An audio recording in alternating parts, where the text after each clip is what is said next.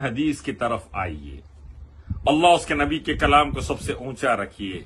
مسلک بعد میں، پہلے اللہ اس کے رسول محمد صلی اللہ علیہ وسلم کا حکم لازم، پھر مسلک، فضائل اعمال کو چھوڑ دیجئے۔ دیوبندیت نبی سے عشق کا نام ہے، نبی کی محبت کا نام ہے، نبی کی سنتوں پر چلنے کا نام ہے، نبی کی سنتوں کو عام کرنے کا نام ہے، نبی کے پیغام کو دنیا میں پہنچانے کا نام ہے۔ السلام علیکم ورحمۃ اللہ وبرکاتہ۔ میں محمد امتیاز بلاموی۔ معزز ناظرین، آپ نے دیکھا کہ جب افغان طالبان کے وزیر خارجہ مولانا امیر خان متقی صاحب دیوبند تشریف لائے، ہم نے آپ کو دکھایا بریلویوں کے کچھ ویڈیوز جہاں سے ان کے جلنے کی بو آ رہی تھی اور دھواں نظر آ رہا تھا، لیکن غیر مقلد پیچھے نہیں ہیں،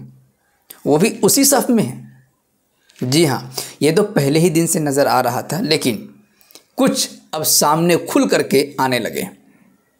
ایک ویڈیو آپ کی خدمت میں پیش کرنے جا رہا ہوں، یہ دیکھیں کس طرح پگلائے ہوئے ہیں اور یہ نہ جانے جنوں میں کیا کیا بکے جا رہے ہیں۔ پہلے آپ ان صاحب کے درد کو سن لیجئے اور ان کی باتوں کو سن لیجئے، کیا کچھ کہنا چاہتے ہیں، اس کے بعد انشاءاللہ مزید تبصرہ کیا جائے گا۔ دیوبند تو اسلامی علوم کا ایک بہت بڑا مرکز ہے، تاریخی مرکز ہے۔ دیوبند کا اکابرین علماء اور افغانستان کے علماء کے درمیان بہت دیرینہ تعلقات ہے، اور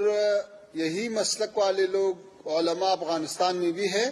اور دیوبند کو ہم ایک علمی اور ایک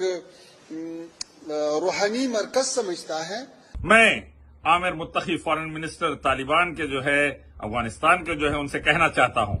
دیوبند کی آپ تعریف کر رہے تھے، میں نے سنا انگریزوں سے لڑ کر بھارت کو آزاد کرانے میں دیوبند کے حسین مدنی کا بڑا رول ہے، اہل حدیثوں کے مولانا ابو کلام آزاد رحمۃ اللہ علیہ کا بڑا رول ہے۔ میں یہ کہنا چاہتا ہوں، نصیحت کرتا ہوں، Ilyas Sharafuddin slave of Allah Indian Army Naik کا بیٹا، مکی مدنی علماء کا شاگرد، ام القری مکہ المکرمہ جامعہ اسلامیہ مدینہ منورہ کے علماء کا اسٹوڈنٹ آپ کو یہ نصیحت کرنا چاہتا ہے، قرآن حدیث کی طرف آئیے، اللہ اس کے نبی کے کلام کو سب سے اونچا رکھیے، مسلک بعد میں، پہلے اللہ اس کے رسول محمد صلی اللہ علیہ وسلم کا حکم لازم، پھر مسلک،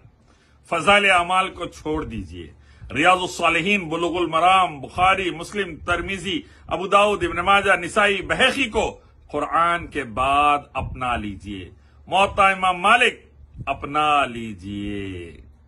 یہ حدیث کی کتابوں کو اپنا لیجئے، انشاءاللہ سعودی عرب کی طرح امن و سلامتی، خیر اور عافیت اور عزت بھی ملے گی دنیا بھر میں توحید و سنت کا کام بھی کر سکیں گے، اور بے شمار اللہ دنیا کی دولت سے بھی نوازے گا، دونوں جہاں میں کامیابی بھی دے گا۔ قرآن حدیث کو اپنائیے، قرآن حدیث کو سمجھ کر عمل کیجئے صحابہ اور سلف کے طریقے پر، اور آپ قریب ہو جائیے جامعہ اسلامیہ مدینہ منورہ سے، ام القری مکہ المکرمہ سے، سب سے بہترین تعلیم قرآن حدیث کی دنیا میں یہاں دی جاتی ہے۔ یہ مدرسوں سے، یہاں کے علماء سے قریب ہو جائیے اور دونوں جہاں میں کامیابی کا راستہ کھول لیجئے، آپ کو فائدہ رہے گا، افغانستان کو فائدہ رہے گا، طالبان کو فائدہ رہے گا، مسلمانوں کو فائدہ رہے گا، امت کو فائدہ رہے گا، دنیا میں بھی آخرت میں بھی۔ اللہ برکت عافیت نصیب فرمائے۔ السلام علیکم ورحمۃ اللہ۔ معزز ناظرین و سامعین، آپ نے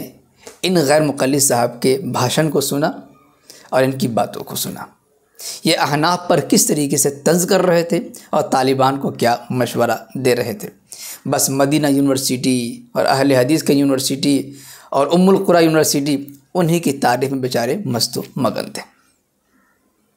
اور احناف کے بارے میں جو بات کہی، خلاصہ یہ ہے کہ ان لوگوں نے یہ ذہن و دماغ میں بیٹھا دیا ہے کہ حنفی جو کام کرتے ہیں نعوذ باللہ وہ قرآن و حدیث کے خلاف کرتے ہیں، اور یہ غیر مقلد جو کچھ کرتے ہیں وہ صرف قرآن و حدیث کے موافق کرتے ہیں۔ یہ ایسا ہی ہے جیسا کہ رضا خانیوں نے اپنے عوام کے ذہن و دماغ میں بیٹھا دیا ہے کہ دیوبندی گستاخ رسول ہوتے ہیں، دیوبندی نبی کو نہیں مانتے، دیوبندی نبی کی مخالفت کرتے ہیں، حالانکہ ذرہ کے برابر اس میں کوئی سچائی نہیں ہے۔ علماء دیوبند پیارے آقا صلی اللہ علیہ وسلم سے جس طریقے سے علمی اور عملی اور اعتقادی طور پر محبت کرتے ہیں، اس کا اشیر بھی یہ بریلوی نہیں کرتے۔ اسی طریقے سے الحمدللہ ہم حنفی قرآن و حدیث پر جتنا عمل کرتے ہیں، جس پابندی کے ساتھ عمل کرتے ہیں اور جن پروٹوکول کے ساتھ عمل کرتے ہیں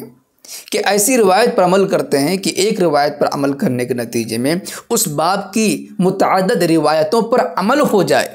لیکن یہ غیر کے مقلد ایک روایت پر عمل کریں گے اور 10 روایتوں کو چھوڑ دیں گے صرف ضعیف کہہ کر، تو یہ بھی جھوٹ بول کر کے اپنے عوام کو بیوقوف بنا رہے ہیں، اور وہ بھی حقیقت یہ ہے کہ الحمدللہ ہم حنفی قرآن و حدیث پر عمل کرتے ہیں، اور جو حنفی ہوگا وہ یقیناً قرآن و حدیث پر ہی عمل کرنے والا ہوگا۔ حنفیت یہ قرآن کی مخالف نہیں بلکہ موافق ہے، حنفیت حدیث کی مخالف نہیں بلکہ حدیث کی موافقت ہے۔ اسی طریقے سے دیوبندیت نبی سے عشق کا نام ہے، نبی کی محبت کا نام ہے، نبی کی سنتوں پر چلنے کا نام ہے، نبی کی سنتوں کو عام کرنے کا نام ہے، نبی کے پیغام کو دنیا میں پہنچانے کا نام ہے۔ یہ دونوں کے دونوں فرقے اپنی روٹی سینکنے کے لیے، اپنا پیٹ بھرنے کے لیے اپنی عوام کو گمراہ کرتے ہیں اور ایسی بکواس کرتے ہیں۔ ان دونوں سے ساودھان رہیں۔ ویسے اس سلسلے میں آپ کیا کچھ کرنا چاہیں گے کمنٹ باکس میں ضرور لکھیں، ویڈیو کو لائک کریں اور خوب شیئر کریں تاکہ یہ اچھا اور سچا پیغام ہر مسلمان تک پہنچ سکے۔ شکریہ، جزاک اللہ۔ السلام علیکم ورحمۃ اللہ وبرکاتہ۔